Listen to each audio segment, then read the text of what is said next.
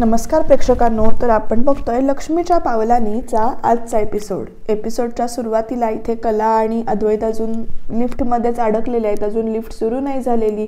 तर आता कला इथे दार थोपटत असते लिफ्टचं. तर इकडे येऊन अद्वैत म्हणतो, तू कशाला दार वाजवतेस. मग त्याच्यानंतर आता तो बोलायला प्रयत्न करतो, म्हणजे कलाला बोलतं ठेवण्यासाठी वेगवेगळ्या युक्त्या करतो की तू प्रूफ कर की तू खरोखरच इथे घाबरली आहेस. आणि तो म्हणतो, काही विचित्र का वागतोयस. मग विचित्र म्हणजे आपण जरी लिफ्टमध्ये अडकलो असलो ना, तरी आपण निगेटिव्ह विचार आपल्या मनात येऊ द्यायचे नाहीत. आपण बाहेर पडणार आहे असं आपण पॉझिटिव्ह विचारच करायचं. किंवा मला भीती वाटते, मला फोबिया आहे, हे सगळे निगेटिव्ह विचार ना असं झटकून टाकायचे. म्हणजे असे माझे योगा टीचर म्हणायचे, मनुष्याचं मन हे चंचल असतं, म्हणजे ब्रिंग इट बॅक. आता आपण तुझे जे निगेटिव्ह आहेत विचार आहेत ना, ते आपण डायवर्ट करूया. आपण त्याच्यासाठी काहीतरी करूया. काय करूया? गाण्याच्या भेंड्या खेळायच्या, म्हणजे तू तुझा फोबिया विसरशील. मग म्हणते, मला काही होत नाही आहे, मला त्रास होतोय, मी काय करू. अगं असं तुला आतून वाटतंय की तुला त्रास होतोय, पण तू तुझ्या मनात पॉझिटिव्ह विचार कर ना, प्लीज असं तो म्हणतो. कुठलं गाणं घेऊया? गाण्याच्या भेंड्या खेळूया. अक्षर सांग. मग ते म्हणते, चांदे ए किंवा ना एक राजा साजना मुखडा चंद्रवाणी फुल्ला ग राजा, म्हणजे फुल्ला नाही ग, खुल्ला असं ती अद्वैतला करेक्ट करत असते कला. मग त्याचा खुल्ला मग खुलायला हवा हेच सांगते मी. मग तुझ्यावर आता द आलं. मग ती म्हणते की ढ आलं घे म्हणून ते सांगते. मग ते ढगाला लागली कळ, पाणी थेंब गळ असं म्हणून मग त्या अद्वैत तिथे नाचायला लागतो मुद्दाम तिचा डायवर्ट करायला. मग पाणी थेंब तिला होत नाही तरी पण ती म्हणते, ढगाला लागली कळ, पावडी थेंब तळ आले ळ. मग तुम्ही मुद्दाम करतेस ना असं. अक्षर गाणं कसं म्हणायचं? कुठलं गाणं आहे? चांदेकर, तुला भेंडीचे नियमच माहिती नाही आहेत. मग अरे भेंडीचं ळ आलं की ल घ्यायचं असतं ते, तर ल घे. मग मी फक्त तुझी परीक्षा घेत होतो, मला माहिती आहे तुझा किती अभ्यास आहे गाण्याच्या भेंड्यांचा, हे मी बघत होतो असं म्हणतो. लाल पागोटे गुलाबी शेला, लाल पागोटे गुलाबी शेला, पाकोटे गुलाबी शेला असं म्हणतो नाचतं. पिंट्या झाला येडा, जीव झाला येडा असं तो गाणं म्हणत असतो. लाल पाकोटे म्हणून नाचतो. आणि मग आता कला हसते त्याच्याकडे बघून. हसतेस काय? अरे तू गाणं म्हणताना तू काय असा आनंद होता ना तुझ्या चेहऱ्यात, ते बघून हसायला. आणि गोकुळाष्टमीला म्हणायचं ना मी ते गाणं. आता बरं वाटतंय ना तुला? आता पुढचं गाणं सांग. काय अक्षर? ल गाणं गा. तर तिला लाजून हसून ते पहाणे. बरी झालीच वाटतं तू असं म्हणतो. आणि मग त्याच्यानंतर ती परत असं लाजून हसणे हे पहा. आणि मग तोपर्यंत इकडे ना आता वॉचमन आलेला आहे. वॉचमन सांगतो की साहेब लिफ्ट आता चालू होईल, हा लवकर होईल. तर तो म्हणतो लवकर करा. आणि मग त्याच्यानंतर आता लिफ्ट चालू झाले, लिफ्टचं दार उघडलंय. इथे कलाला अद्वैत बाहेर घेऊन येतो इकडे. आणि आता सरोज आणि रोहिणी सुद्धा ऑफिसमध्ये पोचल्यात. तर इकडे अद्वैत कलाला बाहेर घेऊन येतोय, वॉचमनला सांगून तिला पाणी वगैरे देतोय. या दोघी लांबूनच ते बघतायत. आणि वहिनी ते बघ असं म्हणून इकडे रोहिणी ते सरोजला दाखवते. तर सरोज म्हणते, आता ह्या दोघांना ना लांब ठेवलंच पाहिजे.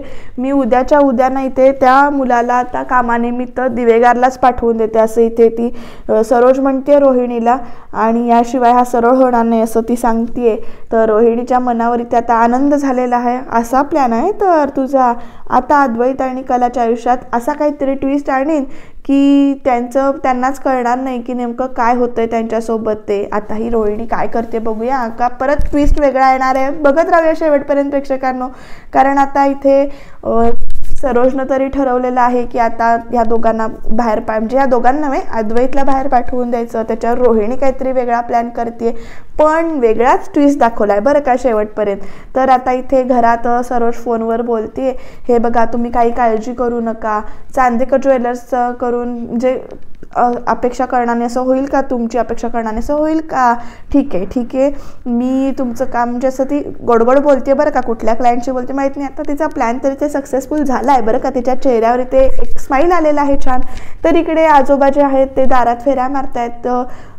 किती फेऱ्या मारताय तुम्ही, चहा घ्या. मग ते म्हणतात, नाही अद्वैत आल्याशिवाय मी घेणार नाही. तोपर्यंत अद्वैत आलेला आहे बरं का इथे. आणि अद्वैत आला बसला इकडे. कला लगेच आल्या किचनमध्ये जाते आणि अद्वैतसाठी ते कॉफी हे करते. मग पाणी घेऊन येते असं सांगते. तर कॉफी तुला देऊ का आधी, चहा वगैरे. तर कला म्हणते नाही आधी मला नको, मी बाहेर कॉफी नेऊन देते असं म्हणून अद्वैतला आधी कॉफी घेऊन देते. काम झालं का असं आई विचारते कलाला. मग त्याच्यानंतर इकडे आता चहा देऊ का वगैरे सगळं झालेलं आहे बरं का प्रेक्षकांनो विचारून. अद्वैत इथे पाणी पितोय तोपर्यंत आबा विचारतायत अद्वैत ते लग्न सोहळ्याचं डील आपल्याला मिळालं नवं. तर इकडे अद्वैतचं कौतुक करताना रजनी म्हणते की अद्वैतनं कुठलं काम घेतलं आणि ते मिळालं नाही असं कधी झालंय का. पण अद्वैत लगेच म्हणतो की काकू तू म्हणतेस ते बरोबर आहे, पण तसं काही झालेलं नाही आहे, कारण त्यांचे डिमांड्स म्हणजे खूप डिमांड्स होत्या त्यांच्या, हे काम चॅलेंजिंग होतं. यावेळी सिच्युएशन तशी नाही आहे, यावेळी गणित जरा चुकलं आहे. त्यांना आपण म्हणजे आपलं पहिलं इम्प्रेशन त्यांच्यावर जे काही पडलं होतं ते चांगलं पडलेलं नाही आहे. त्यांना काही डिझाईन्स पहिल्या इनिशियल्स डिझाईन्समधल्या काही डिझाईन्स इथे त्यांना आवडली नव्हती, म्हणून त्यांच्याकडून एका दिवसाची मुदत मी मागून घेतली होती. तर ॲक्च्युली ना आता असं झालं आहे की एवढ्या वेळा डिझाईन्स पूर्ण करणं खूप चॅलेंजिंग होतं, पण आपण त्यांना पाठवून दिलं आहे. तर त्यांचा मेलवर ते रिवर्ट करतील, फ्रेश डिझाईनबद्दल मेलवर सांगतील म्हणून कळवतील, पण अजून काही त्यांचं मेसेज आलेला नाही आहे.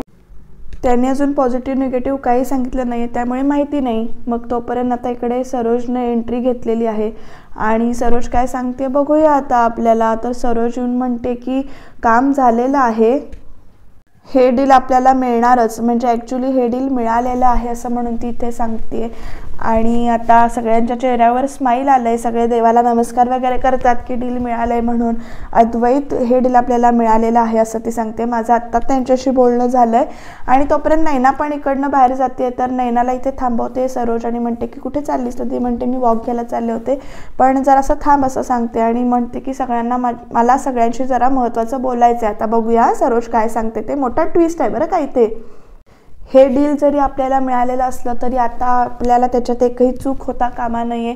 मी त्यांना शब्द दिला आहे की डिझायनिंग, प्रोडक्शन, पॅकेजिंग सगळ्या प्रकारामध्ये आम्ही पर्सनली स्वतः लक्ष घालू. आणि म्हणून सांगते की उद्याच्या उद्या तुला ह्या कामासाठी दिवे आगारला जावं लागणार आहे असं इथे ती सांगते. आणि हो तर आता रोहिणीला प्लॅन कळला आहे बरं का नेमका काय आहे ते.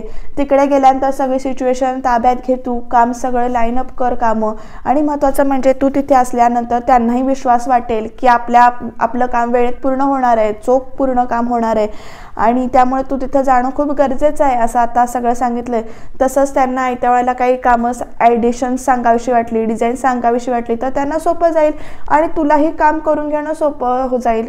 हे डील पूर्णपणे जोपर्यंत पूर्ण होत नाही तोपर्यंत तू तिथेच थांबणार आहेस, कळलं का असं ती आता सांगते.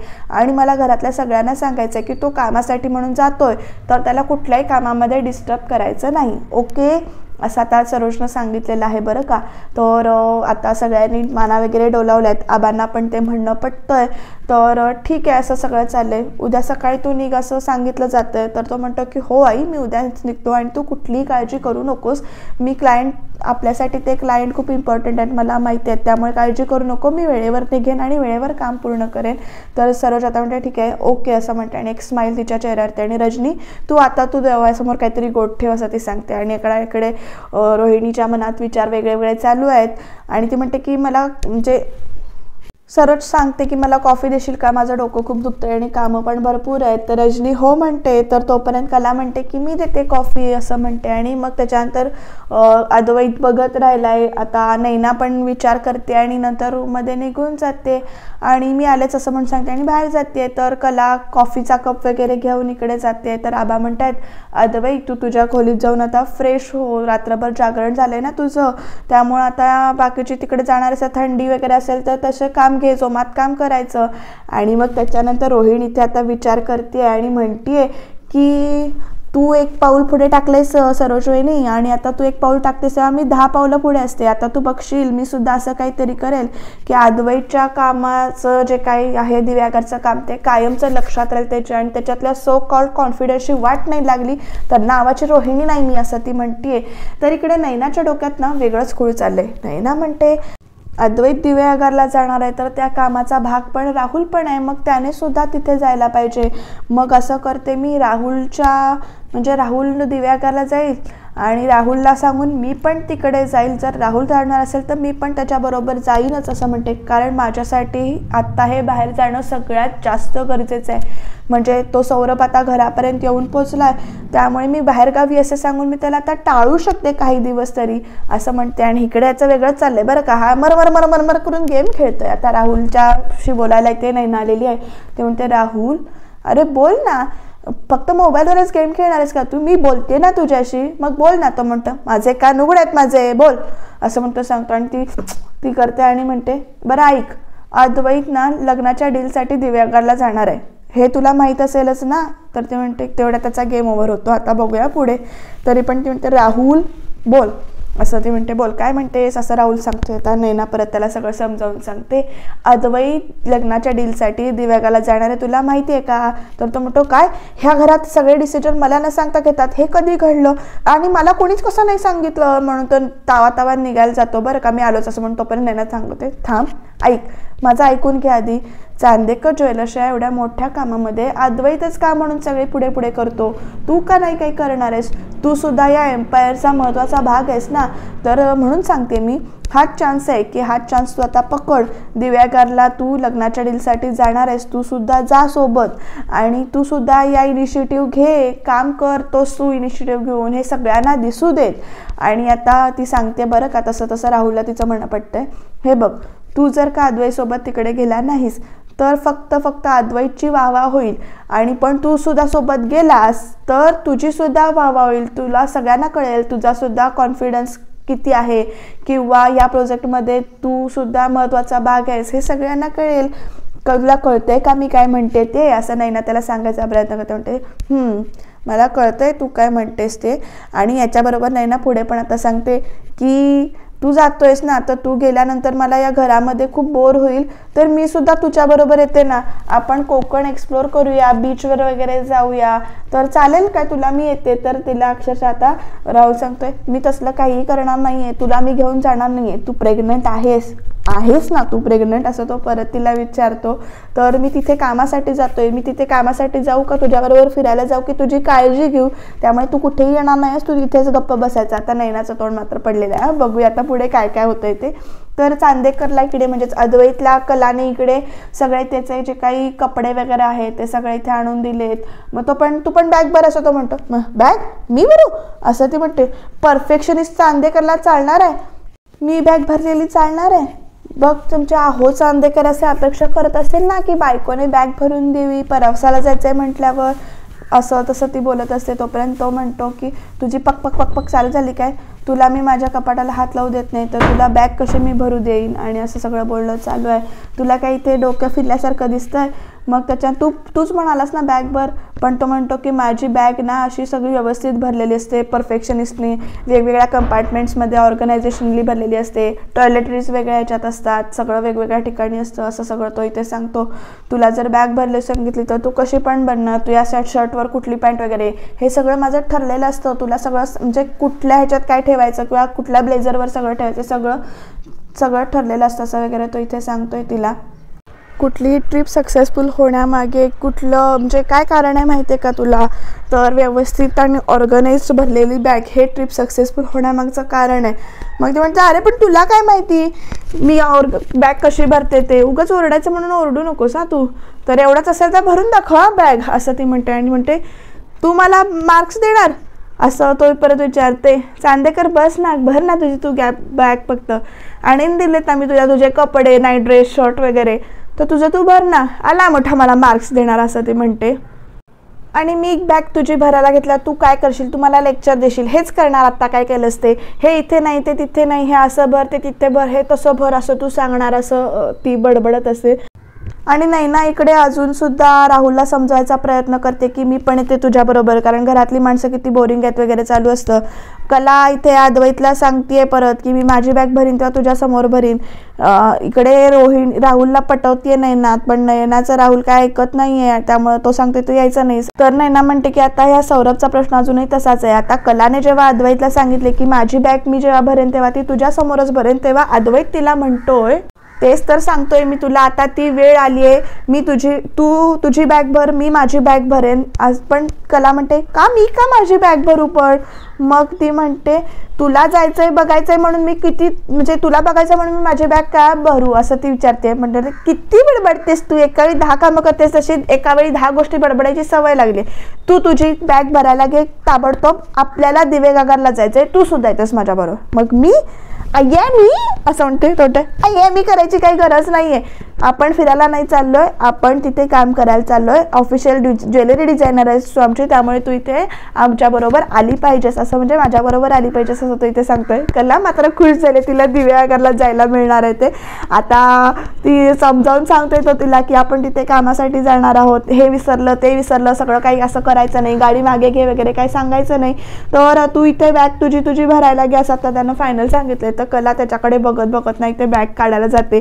तो इथे काम करतोय, त्याला शांतता लागते, ती आपल्याच विश्वात हरवून अशी बॅग काढते. एकदा आवाज येतोय, मग ती सॉरी म्हणते, परत दुसऱ्यांदा बॅग आपटली जाते. अद्वैत तिच्याकडे रागाने बघतोय, तर ती सॉरी म्हणते आणि आता इथे बॅग काढून घेते.